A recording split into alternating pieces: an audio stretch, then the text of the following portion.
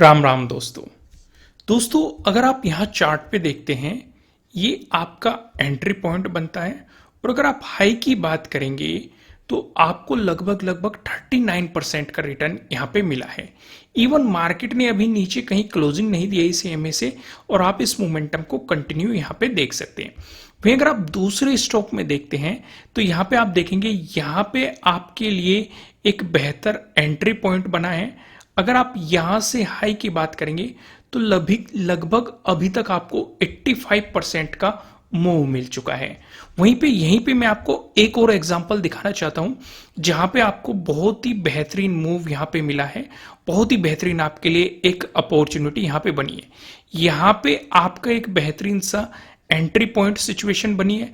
और अगर हाई तक बात करें तो इस स्टॉक ने लगभग आपको यहां पे 400% के आसपास मूव दिया है। मैं लो पकड़ता हूं, हाई पकड़ लिया। मैं आपको एग्जैक्ट बताने की कोशिश करता हूं। यहां से मैं इसके लो की तरफ लेके चलता हूं तो इस स्टॉक ने आपको मोटा मोटा कितने परसेंट का मूव दिया है? लगभग आप देखेंगे 432% का मूव आपको यहाँ पे देखने को मिला है। इवन अगर यहां तक बात करें जहां पे आपका टारगेट अचीव हो रहा है वहां तक आप देखेंगे 330% का आपको मूव यहां पे देखने को मिला है। तो ये मूव कैसे मिल रही है, कैसे एंट्री पॉइंट बनते हैं, कहां पे हमें स्टॉप लॉस रखना है, कैसे टारगेट डिसाइड करना है, कैसे एंट्री लेनी है, कौन सा इंडिकेटर लगा हुआ है, सारी चीजों का डिस्कशन करेंगे। लेकिन अभी मैं आपको कुछ और एग्जांपल यहां पे और दिखाना चाहता हूं। यहां पे आप देखेंगे सारी चीजों का डिस्कशन करेंगे। यहां पे आपके लिए एक बेहतरीन सा एंट्री पॉइंट बनता है। यहां पे अगर हाई की बात करेंगे तो इसने 16% का मूव दिया है। लेकिन अगर एग्जिट की बात करेंगे तो वहां तक आपको लगभग 9% का यहां पे रिटर्न मिला हुआ है। वहीं पे अगर हम दूसरा एग्जांपल देखें, यहां पे जब आपके लिए एक एंट्री पॉइंट बना है, अगर आप उस सिचुएशन को ऑब्जर्व करेंगे तो अभी तक कंटिन्यू चल रहा है ये मार्केट में मोमेंटम। अभी तक कोई एग्जिट नहीं हुआ है सेटअप के अकॉर्डिंग। तो यहाँ पे आप मोटा देखेंगे तो आपको 39% का मूव यहाँ पे इस स्टॉक में अभी तक देखने को मिल चुका है। तो क्या सेटअप है, क्या इसके पीछे की नॉलेज है? आइए उस सिचुएशन का डिस्कशन करते हैं। क्या आपके लिए सिचुएशन रहेगी? भाई देखो, अगर आप स्विंग ट्रेडिंग करते हैं तो इस स्विंग ट्रेडिंग को आप स्टॉक में अप्लाई कर सकते हैं। इवन स्टॉक के ऑप्शंस में भी आप इसे अप्लाई करके चल सकते हैं। और इसके साथ साथ इसमें जो रिस्क रिवॉर्ड रेशो रहता है वो भी आपको काफी अच्छा मिल जाता है। लेकिन पहले हमें स्विंग ट्रेडिंग को समझना थोड़ा सा जरूरी है। क्या इसके पीछे जो ये इंडिकेटर मैंने लगाए हुए हैं इसमें मैंने कुछ चेंजेस किए हैं, वो चेंजेस भी मैं आपको समझाऊंगा। आप उस बात से बेफिक्र रहिए। उन चेंजेस का भी हम डिटेल में डिस्कशन करेंगे जिससे कि आप एक एक चीज को स्टेप बाय स्टेप और अच्छे तरीके से समझ पाएंगे। फिलहाल मैं इन सारी चीजों को यहां से चार्ट से रिमूव कर देता हूं और एक एक चीज को स्टेप बाय स्टेप मैं आपको लगा के दिखाऊंगा। मैं यहाँ पे रिमूव इंडिकेटर कर देता हूं और एक एक चीज को मैं आपको स्टेप बाय स्टेप समझाने की कोशिश करता हूं। इवन मैं ड्राइंग को भी रिमूव कर देता हूं। ओके, पहले एक छोटा सा डिफरेंस समझते हैं। मान के चलो भाई, दो तरह के लोग होते हैं। वैसे ऑप्शन ट्रेडिंग भी लोग करते हैं लेकिन मैं यहाँ पे दो तरह का डिस्कशन करता हूं। एक इन्वेस्टर जो है इन्वेस्ट करता है, एक स्विंग ट्रेडिंग करता है। एक इन्वेस्टिंग करता है एक इंसान स्विंग ट्रेडिंग करता है। मान के चलो कोई स्टॉक फॉर एग्जांपल 100 रुपए पे है, इसने मूव किया। यहां पे अगर स्विंग ट्रेडर की भी एंट्री कर रही है वो भी एंट्री लेगा। अगर कोई इन्वेस्टर कर रहा है एंट्री, क्योंकि इन्वेस्टर लंबे टाइम के लिए स्टॉक को पकड़ के रखता है, वो भी एंट्री लेगा। लेकिन जब ये स्टॉक रिट्रेसमेंट प्लान करेगा तो एक स्विंग ट्रेडर यहां पे कहीं एग्जिट प्लान करेगा। लेकिन जैसे ये लो बना के एक स्विंग बना के बाउंस मारेगा तो यहां पे एक इन्वेस्टर और क्वांटिटी भी ऐड कर सकता है या फिर उस ट्रेड में बना रह सकता है। यहां पे स्विंग ट्रेडर फिर से एंट्री लेगा, फिर मार्केट एक मूव करेगा, फिर एक रिट्रेसमेंट प्लान करेगा, फिर हायर हाई बनाएगा, फिर हायर लो पे जाएगा, फिर हायर हाई बनाएगा, फिर हायर लो पे जाएगा, फिर हायर हाई पे। मान के चलो ये 200 रुपए पे चला गया। तो एक इन्वेस्टर ने जिसने 100 रुपए पे इन्वेस्ट किया था, तो जब स्टॉक 200 रुपए पे चला गया तो इसे लगभग इसका पैसा डबल हो चुका है, यानी कि 100% रिटर्न बना चुका है। लेकिन हम बात कर रहे थे स्विंग ट्रेडिंग की। स्विंग ट्रेडर कई बार ज्यादा परसेंटेज के रिटर्न भी बना लेते हैं, क्योंकि ये हर रिट्रेसमेंट पे फिर से एंट्री प्लान करते हैं और फिर से स्विंग पे निकलने की कोशिश करते हैं हाई पे, फिर से हर रिट्रेसमेंट में फिर से एंट्री प्लान करते हैं और फिर से हाई पे निकलने की, यानी कि कुछ परसेंटेज वे यहाँ पे भी बनाएंगे, फिर कुछ परसेंटेज इस उछाल पे भी बनाएंगे, कुछ परसेंटेज इस उछाल पे भी बनाएंगे, कुछ परसेंटेज इस उछाल पे भी बनाएंगे। देखो, मैं प्रमोट नहीं कर रहा हूं कि आपको स्विंग ट्रेडिंग करनी चाहिए या फिर आपको इन्वेस्टिंग करनी चाहिए, जस्ट मैं आपको एक एग्जांपल समझाने की कोशिश कर रहा हूं। यानी कि स्विंग ट्रेडर अगर उसे सपोर्ट मिल जाता है या उसका सेटअप बन जाता है, उसके अकॉर्डिंग मार्केट में अपनी एंट्री प्लान करता है और उस बाउंस में वो एक अच्छा परसेंटेज प्रॉफिट बना के निकलता है। स्टॉप लॉसेस भी हिट होते हैं, ऐसे कोई स्ट्रेटेजी नहीं है जो आपको क्लियर प्रॉफिट ही देती चली जाएगी। स्टॉप लॉसेस भी हिट होते हैं, लेकिन कुछ स्ट्रेटेजी में फ्रीक्वेंटली स्टॉप लॉस हिट होते हैं, कुछ में कम स्टॉप लॉस हिट होते हैं, लेकिन यहीं पे रूल आते हैं। भाई देखो, कोई भी सेटअप अगर आप सिंपल यहां से एंट्री लोगे, मान के चलो, और आपने स्विंग में पैसा बनाया, ठीक है, फिर आप यहां से एंट्री ले रहे हो, ये नीचे आ गया, आपका मार्केट से आपको डर लगने लगा, आपने एग्जिट प्लान कर दिया। तो यहां पे आपने एक रूल बना दिया कि भाई जब ऐसी सिचुएशन होगी मैं एंट्री नहीं लूंगा। तो वो क्या बन गया, आपका एक सेटअप बन गया। फिर उस सेटअप में आपका फिर से स्टॉप लॉस हिट हुआ, फिर से आपने रीजन जाना किस वजह से आपका स्टॉप लॉस हिट हुआ है, फिर से वो चीज आपने अपने सेटअप में ऐड कर दी, तो वहां से आपका सेटअप और मॉडिफाई हो गया। तो यानी कि सेटअप या स्ट्रेटजीज कैसे बनती है, जब भी कोई एक्सपीरियंस ट्रेडर किसी भी चीज पे काम करता है और उसे अपने तरीके से मॉडिफाई करता है कि इस सिचुएशन पे काम करना है, इस सिचुएशन पे काम नहीं करना है, तो वो तब जाके मॉडिफाई होते होते एक सेटअप या एक स्ट्रेटजी बन जाती है। तो यहां पे आज मैं आपके साथ एक ऐसे ही सेटअप और स्ट्रेटजी का डिस्कशन करने वाला हूं, जिससे स्विंग ट्रेडिंग में आप अच्छे रिस्क रिवॉर्ड रेशो के अकॉर्डिंग एक रेगुलर इनकम भी जनरेट कर सकते हैं, अगर आप उसे तरीके से फॉलो करते हैं, रिस्क रिवॉर्ड रेशो को ध्यान में रखते हुए। तो ये बात आपको अच्छी तरीके से समझ में आ गई। तो सबसे पहले सेटअप के लिए हमें जरूरी क्या है, हमें चाहिए 1 डे का टाइम फ्रेम। ठीक है, हम इस पे 1 डे के टाइम फ्रेम पे काम करेंगे। दूसरी चीज हमें क्या चाहिए, हमें 2 इंडिकेटर चाहिए। पहला जो इंडिकेटर चाहिए, हमें एक्सपोनेंशियल मूविंग एवरेज चाहिए। इसमें हम कुछ सेटिंग करेंगे, कुछ सेटअप करेंगे, वो मैं अभी आपको बताऊंगा, उस बात से आप बेफिक्र रहिए। दूसरा जो इंडिकेटर हमें चाहिए वो RSI चाहिए। ठीक है, हम इस स्टॉक की स्ट्रेंथ देखेंगे कि बाइंग साइड कितनी स्ट्रेंथ है या फिर सेलर्स में कितनी स्ट्रेंथ है, उन सारी चीजों को देख के हम उसके अकॉर्डिंग दोनों के कॉम्बिनेशन से प्लान करेंगे। हम यहाँ पे RSI में भी कुछ बदलाव करेंगे और एक्सपोनेंशियल मूविंग एवरेज में भी कुछ बदलाव करेंगे। आइए अब इसे समझते हैं, इनके इंडिकेटर लगाते हैं और इंडिकेटर्स में बदलाव करते हैं। लेकिन आगे का डिस्कशन करने से पहले मैं आपको ये बता देता हूं कि अगर आप स्विंग ट्रेडिंग के लिए एक बेहतर या इंट्राडे ट्रेडिंग के लिए एक बेहतर ब्रोकर को ढूंढ रहे हैं, तो आप फायर्स में अपना डीमेट अकाउंट ओपन करा सकते हैं। फायर्स में क्या बेनिफिट है, अगर आप ट्रेडिंग व्यू का इस्तेमाल करते हैं तो वहां पे आप ना तो मल्टीपल चार्ट लगा सकते हैं और ना ही मल्टीपल इंडिकेटर लगा सकते हैं। अगर आप मल्टीपल चार्ट या इंडिकेटर लगाना चाहते हैं तो आपको प्रीमियम सब्सक्रिप्शन खरीदना पड़ता है, जो कि महंगा हो सकता है।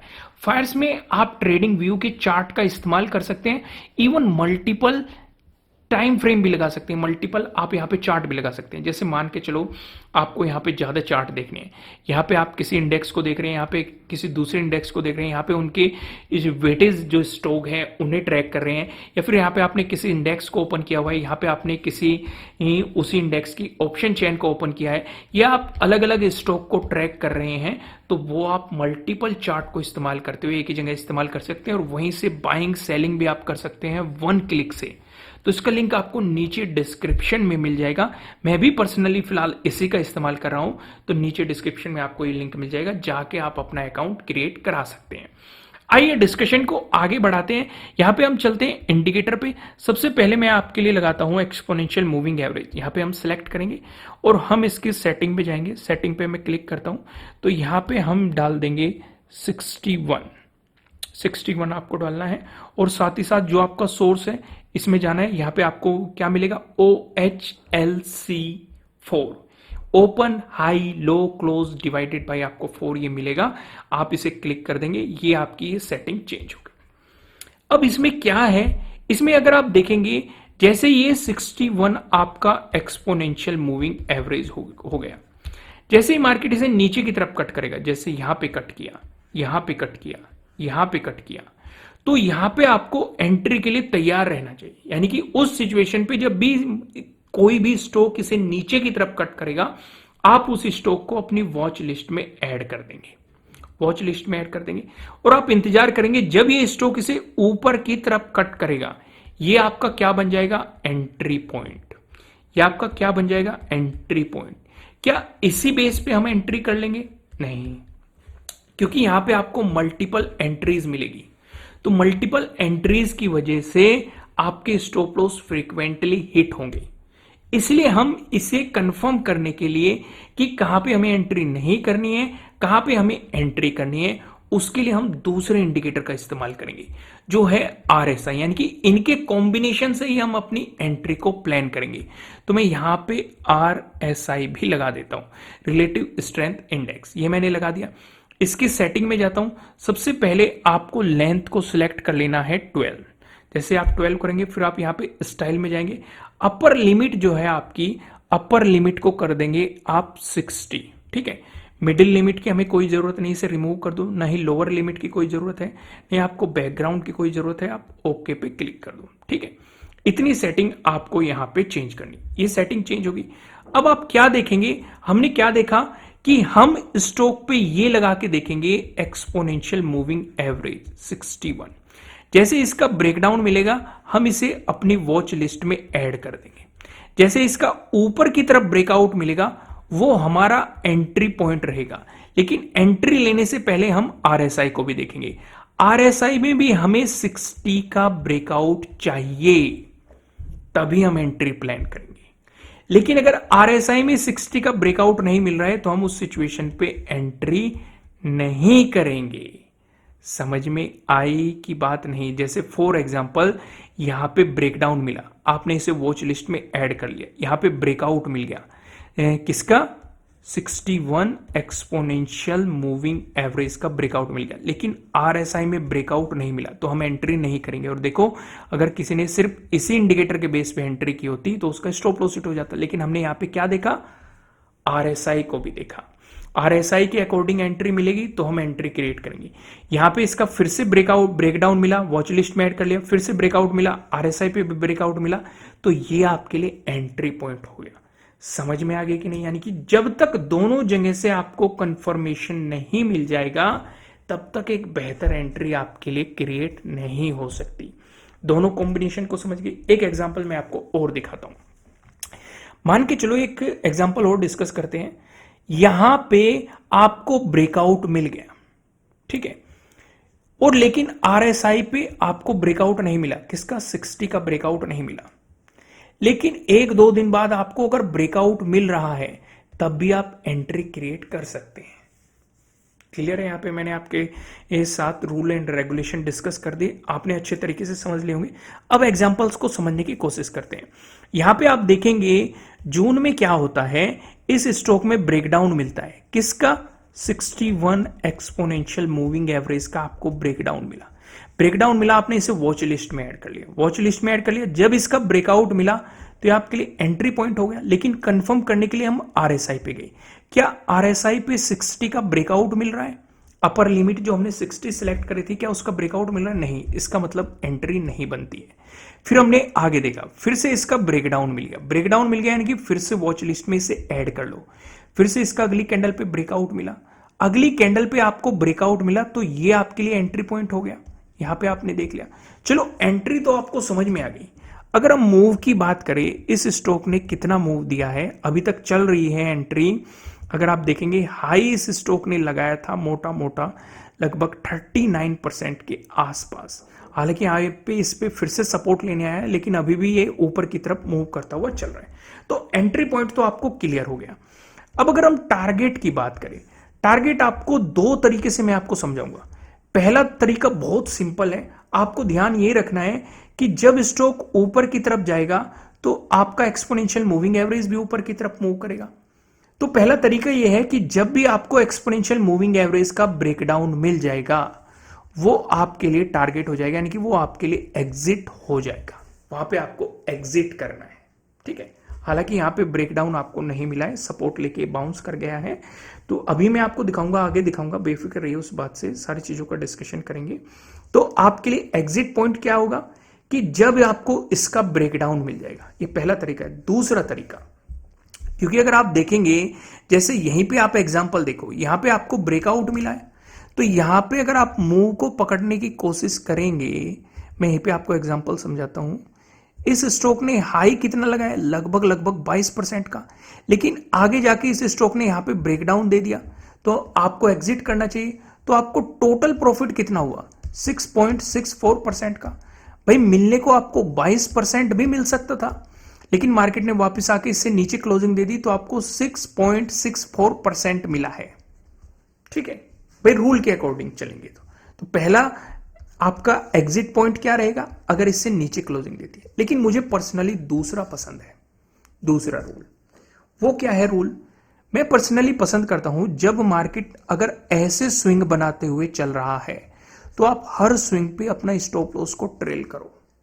जैसे यहां पे आपका एंट्री पॉइंट बना, यहां पे ट्रेल कर दो, फिर मार्केट ने ऊपर जाके ये स्विंग बनाया, यहां पे ट्रेल कर दो, फिर मार्केट ने ऊपर जाके ये स्विंग बनाया तो यहां पे ट्रेल कर दो। तो अगर मार्केट आपको रिवर्सल प्लान करता है तो आपको एक अच्छे अमाउंट पे प्रॉफिट हो सकता है। समझ में आ गया आपको? दोनों में से आप जो सा भी तरीका फॉलो करना चाहिए आप फॉलो कर सकते हैं। अगर स्टॉप लॉस की बात करें, देखो स्टॉप लॉस भी हिट होंगे, फ्रीक्वेंटली हिट होंगे, आपको मार्केट को स्टॉप लॉस देने पड़ते हैं। ऐसी कोई भी आप स्ट्रेटेजी की एक्यूरेसी बढ़ा सकते हैं, लेकिन स्टॉप लॉस नहीं, स्टॉप लॉस को कम कर सकते हैं, लेकिन ऐसी कोई स्ट्रेटेजी नहीं है जिसमें स्टॉप लॉस हिट ही नहीं होंगे। कम कर सकते हैं, लेकिन ऐसी स्ट्रेटेजी नहीं है जिसमें स्टॉप लॉस हिट नहीं होंगे। स्टॉप लॉस हिट होते हैं और आपको मार्केट को स्टॉप लॉस देने भी पड़ते हैं। आइए अगले कुछ एग्जांपल्स देखते हैं।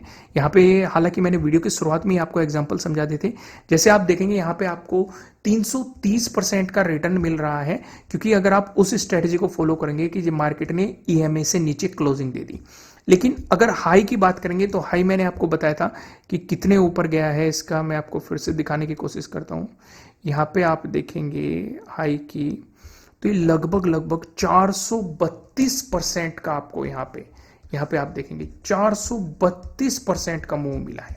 लगभग लगभग 7 से 8 महीने के अंदर आपको 432% का मूव देखने को मिला है, जो कि एक बहुत बड़ा मूव होता है किसी भी स्टॉक के लिए। अगर आपको इतने बेहतरीन मोमेंटम अगर आपको यहाँ पे देखने को मिल रहा है, इन चीज़ों पे फोकस आपको करना चाहिए, क्योंकि इससे आपकी देखो नॉलेज भी बढ़ती है और आपको नई चीज़ें भी मार्केट में सीखने को मिलती है। आगे मैं आपको कुछ एग्जांपल दिखाता हूँ। आपको बैक टेस्टिंग भी करनी है इसकी, इस स्ट्रेटेजी की आपको बैक टेस्टिंग भी करनी है, इस चीज़ का आपको ध्यान रखना है। जैसे आप अगला ही मूव देखो, मार्केट इससे नीचे गया, यहाँ पे अगर आपने एग्जिट कर लिया होगा इससे, फिर से मार्केट इससे नीचे गया तो आपने इसे फिर से वॉच लिस्ट में डाल दिया।